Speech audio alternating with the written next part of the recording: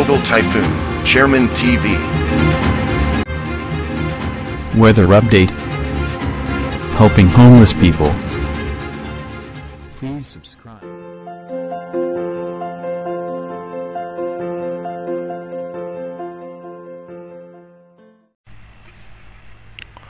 Magandang umaga po. Ito po ang latest update natin ngayong araw, June 28, 2024.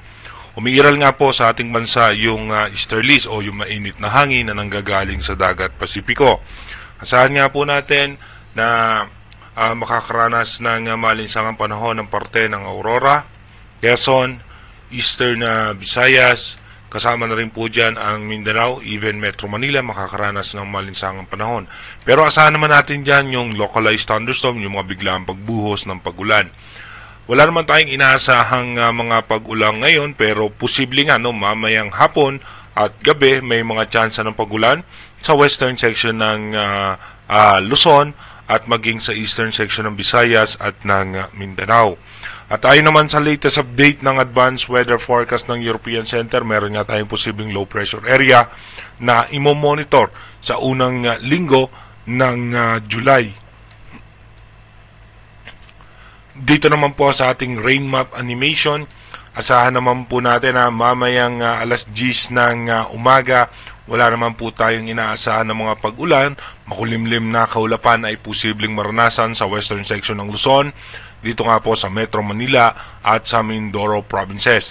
Pagdating naman po ng alas 3 ng hapon, may chance na ng pag-ulan dito nga sa may Ilocos region, Bicol region, sa may Mindoro provinces, eastern section ng Visayas at makulimlim na kaulapan sa Metro Manila.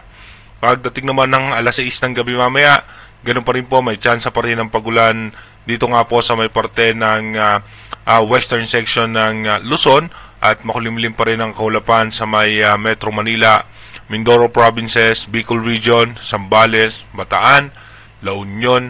Asahan po natin na mayroong makulimlim na kaulapan.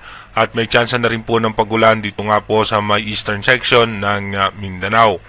Pagdating naman po ng alas 10 ng gabi mamaya, ganun pa rin po makulimlim ang kaulapan sa may parte pa rin ng Central Luzon, Metro Manila at Southern Luzon. Asahan naman natin magkakaroon ng mga chance ng pag-ulan sa eastern section ng Mindanao dahil meron nga tayong mga kumpulan ng kaulapan dyan o cloud cluster na posibleng magdala ng pag-ulan. Dumako na nga tayo sa ating advanced weather forecast. Dito nga po sa ating advanced weather forecast, bukas nga po, June 29, asahan natin may chance ng pag-ulan sa may parte nga ng Mindanao at magkakaroon ng possible low pressure area pero mababa po ang tsansa niyan na maging isang ganap na bagyo. Pagdating naman po ng June 30, asahan natin magkakaroon ng mga pag-ulan sa may Mindanao, Visayas, Palawan at western section ng ating bansa. Pagpasok naman po ng magkakaroon pa rin po tayo ng mga pag-ulan at meron mga kumpulan ng kaulapan. Pagpasok naman po ng July 2, mahina at katamtamang pag-ulan ay posible nating maranasan. At pagdating naman po ng July 3, dito po may mga katamtamang pag-ulan pa rin po tayong posibleng maranasan. At pagpasok nga po ng July 4, dito mapapansin natin, ito nga po, merong low pressure area sa eastern section ng Dinagat Island at yung extension ng kanyang kaulapan ay magpapaulan nga sa halos malaking bahagi ng ating bansa. Pagdating naman po ng July 5, yung low pressure area ay dadaan dito sa may parte ng Visayas at magdadala po yung low pressure area na yan ng pag-ulan sa may parte ng Luzon, Palawan, Mindoro provinces hanggang dito nga po sa Mindanao at hahatakin nga po niyan, posible niya hatakin yung southwest monsoon at yung ating ITCZ o yung Intertropical Convergence Zone ay posibleng maka-apekto rin po yan at magpaulan sa ating bansa. Pagdating naman po ng July 6, tuloy-tuloy po maulan ng ating mararanasan kaya iba yung pag-iingat pa rin sa ating mga kababayan dahil posible naman tayo makaranas ng mga pagbaha at pagguho ng lupa.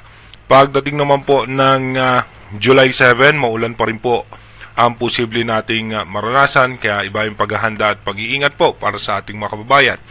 Pero again, inuulit nga po natin, Sa ngayon nga po, no, yung unang linggo ng July, posible magkaroon ng low pressure area na magpapaulan sa ating bansa. Pero sa ngayon, mababa nga po ang tsansa niyan na maging isang ganap na bagyo. Pero inuulit natin, yung ating advanced weather forecast is possible scenario pa lamang po yan. Malaki pa rin po ang tsansa na magbago yan. Kaya manatili tayong tumutok sa ating advanced weather forecast para malaman po natin yung mga posibleng sama ng panahon na makakaapekto sa ating bansa. Mag-iingat po tayo palagi. God bless po sa ating lahat.